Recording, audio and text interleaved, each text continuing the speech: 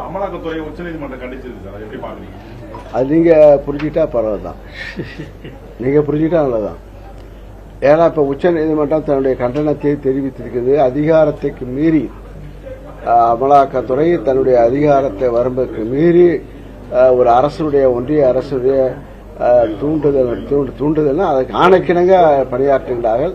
யாருமே குற்றம் உச்சநீதிமன்றமே சொல்லுகின்றார்கள், யார் மீது குற்றமோ அவர்களை விசாரிக்காமல் அவர்கள் தொடர்பு எல்லாத்தையும் அரசை அவர்களே கண்டித்திருக்கிறார்கள்.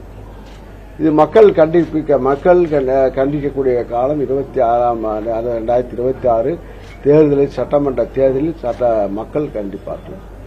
உச்சநீதிமன்றம் கொட்டு வச்சிருக்கிறது. அவருடைய நடவடிக்கை அவர்கள் கொல்லைப்புறமாக திராவிட முன்னேற்ற கழகம் சாதனைகளை இது போன்ற வீண் பழியை சுமத்துகின்றார்கள் என்பது உச்சநீதிமன்றம் கண்டித்திருக்கின்றார்கள். இது மக்கள் உணர்ந்து கொடுப்பார்கள். நீங்களும் கண்டிப்பாக 2026 ஒரு விடிவு காலம் இதுக்கு வரும். முதல்வருடைய டெல்லி பயணத்தை எடப்பாடி பழனிசாமி விமர்சனம் பண்ணியிருக்காங்க. அவங்க கட்சி பண்ணணும்னு சொல்றாங்க, ஏதோ சொல்றாங்க, என்ன எதுக்காக போறாங்கன்னு ஊரறிஞ்ச விஷயம். இவரு திடீர்னு சட்டமன்றம் நடக்குது, எடப்பாடி பழனிசாமி போன முறை அது திடீரென்று போனது. இது நிதி கூட்டம் அழைப்பின் பேரில் போகின்றார்கள். இது யாரும் கூட போல, எடப்பாடி கூட யாரும் போல, ஒரு கார் 3 காரு மாறி 3 காரு மாறி சென்றார்கள், பதுங்கி சென்றார்கள். அமித்ஷா பார்த்துட்டு அப்புறம் போய் பார்த்துட்டு இதெல்லாம் பார்த்துட்டு வராங்க. அதிமுக ஆபீஸ பார்க்க போறேன்னு சொல்லிட்டு நேராக போறாங்க. அதிமுக ஆபீஸ் அமித்ஷா வீட்லயே இருக்கு.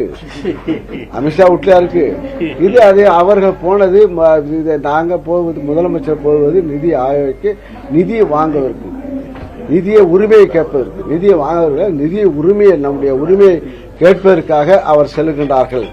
இவர்கள் புற வழியாக சட்டமன்றம் நடக்கும்போது அவர் சட்டமன்றத்துக்கு பேசுவது, பாஜகவை கண்டித்து பேசுவது, அவருடைய அமைச்சரவையில் அமைச்சராக இருந்த முன்னாள் அமைச்சர்கள், முன்னாள் நிர்வாகிகள்லாம் பாஜகவை கண்டிக்கிறார்கள். ஜெயக்குமார் முன்னாள் அமைச்சராக இருந்தவர், கழகத்தை அந்த கட்சியுடைய பொறுப்பில் இருந்தவர், நான் இந்த பிஜேபியோட சேர்ந்துதான் தோத்தி போனேன் என்று புலம்பிய மறுவாரம் இங்கு கூட்டணி நடக்குது. காரணம் என்ன என்பதை நீங்க புரிஞ்சு கொள்ள வேண்டும். அதுபோல கொல்லைவாசல் வழியாக போகவில்லை. இது நேரடியாக விமானம் ஏறி அதிக அழைப்பின் பேரில் நிதி ஆயோக் கூட்டம் உலகறிஞ்ச விஷயம், எல்லா ஊடகத்துக்கும் தெரியும். ஆக இது பார்த்து ஒரு பேட்டி கொடுத்திருக்காரு சார் மத்திய அமைச்சர். அவர் என்ன சொல்றாருன்னா, ஏற்கனவே பல்வேறு வழக்குல சார்கள் அதிகமா இருந்தாங்க, இப்ப டாஸ்மாக் வழக்குல தம்பிங்க அதிகமா இருக்காங்க. இப்ப தம்பிங்களுக்கும் திமுகவுக்கும் என்ன தொடர்புன்னு ஒரு கேள்வி வைக்கிறார் சார். சார்னா என்னன்னு தெரியல, தம்பிக்குன்னு தெரியல, அவங்களா பேசிக்கிறாங்க. இது உச்சநீதிமன்றம் நாங்க சொல்லணும் தெரியல, இப்ப உச்சநீதிமன்றம் வழங்கியிருக்கிறார்கள். உச்சநீதிமன்றம் தீர்ப்பை வழங்கியிருக்கிறது.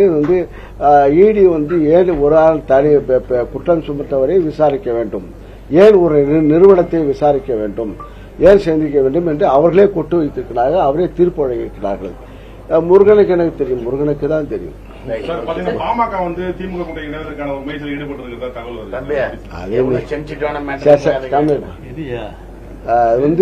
பாமக வராங்கன்னா அவங்க எப்படி கூட்டணிங்கிறது எப்படி வேணா அமையும்.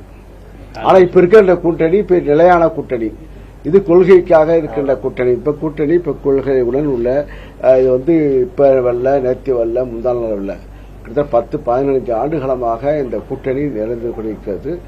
வலுவான கூட்டணி. இப்ப அதோட குமுதம் ரிப்போர்ட்டர் ரிப்போர்ட்டர் திமுக எதிர்த்து தான் பேசுவாங்க, எல்லாம் பேசுவாங்க. அவங்களே ஒரு கருத்து கணிப்பு 159 இடங்களில் வெற்றி பெறும் என்று, நாங்கள் 234 வெற்றி பெற வேண்டும் என்று தான் இந்த கூட்டத்தை கூட்டுக்கிறோம். இல்லையா, இப்ப மழைக்காலம் இதுவரையில் இப்ப கடந்த காலத்தில் நீங்க பார்க்க வேண்டும், இப்பயும் நிகழ்காலத்தையும் பார்க்க வேண்டும். கடந்த காலத்தில் நெல்லை பிடித்து ஆண்டு கணக்காக மாத கணக்காக அவர்கள் மூட்டையை கிராமத்திலே அங்கங்க வைத்திருந்தார்கள். ஆனா இப்ப நம்முடைய முதலமைச்சர் பொறுப்பேற்ற பிறகு அவர் விவசாயிகளை வாங்கிய நெல்லை உடனடியாக அந்த இடத்துக்கு செல்ல வேண்டும், குடும்பங்களுக்கு செல்ல வேண்டும், பாதுகாப்பாக வைக்க வேண்டும் என்று அவர் உத்தரவிட்டு அந்த அதே போல கூடுதலாக இது போன்ற இப்ப பர்மனண்டாக ஷெட்டும் கட்டுவதற்கு உத்தரவிட்டு விழுப்புரம் மாவட்டத்தில் சென்ற வாரம் நம்முடைய வேளாண் துறை அமைச்சருடைய உத்தரவின்படி இங்க திருவண்ணூர்ல கூட அந்த இதை திறந்து வச்சதை நீங்க பார்த்திருப்பீங்க. அது திறந்து வைத்து இப்பொழுது அந்த பகுதியில் இருக்கிற விவசாயிகள் எல்லாம் மிகவும் மகிழ்ச்சியோடு இருக்கிறார்கள். அதற்கு முழுக்க முழுக்க உதவி செய்தவர் அவர்தான். அதற்காக ஒரு சுற்றுச்சுவர் மதில் கட்டுவதற்கும் இந்த இதுல நிதி ஒதுக்கி இருக்கிறார் வேளாண்மைத்துறை அமைச்சர். அரகண்டநல்லூர்லயும் அந்த மாதிரி பண்ணணும்னு சொல்லிட்டு அதுக்காக கட்டுறதுக்கும் வேளாண்மைத்துறை அமைச்சர் மாவட்டத்தின் சார்பில் வேளாண் துறை சார்பாக வணிகத்துறை சார்பாக செய்யணும். இது சிவில் சப்ளை சார்பாக அங்கங்கே குடோன்கள் கட்டப்பட்டிருக்கிறது.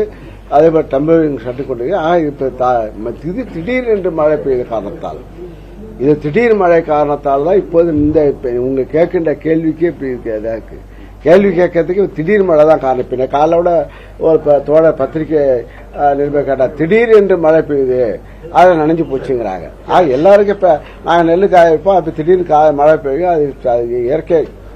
அதாவது பர்மனன்ட் சொல்யூஷன் இந்த ஆட்சியில செய்து கொண்டிருக்கிறார்கள்.